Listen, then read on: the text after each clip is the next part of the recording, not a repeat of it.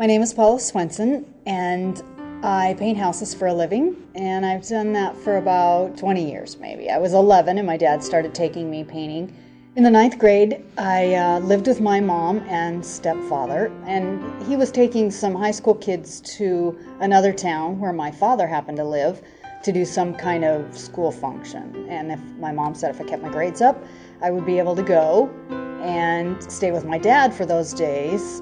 And so I did keep my grades up, and we went. And on the way up there, we had to stay in a hotel, and that's when my stepfather molested me. And I spent the 5 days with my dad, and then I went home, and I remember walking in the door by myself. Chuck wasn't with me, and I told my mom the second I walked in the door.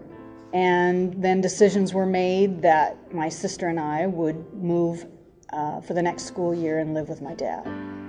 And I come to find out later that my younger sister had been molested before me. So I had a lot of anger towards my mom, knowing she picked Chuck over me, and that she didn't protect me after she knew what he had already done to my sister.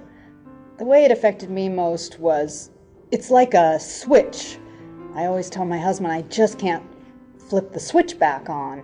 Gosh, my husband does the best he can, and he's fantastic and a wonderful man, but I just don't know how to get the light switch back on.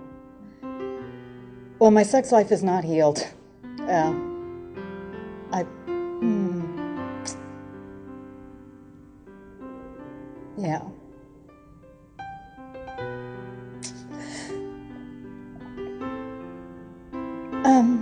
The part that has healed is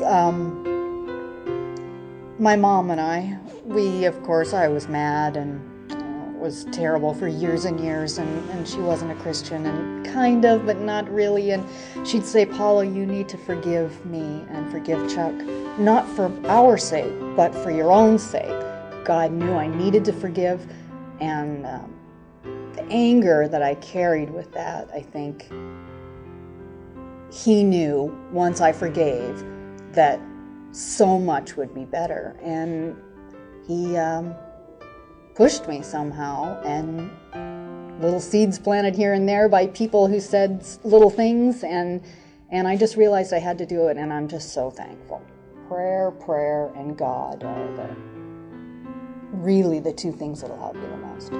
I don't know how anyone could understand that, but forgiveness, even if you don't want to do it, is really a necessity in life.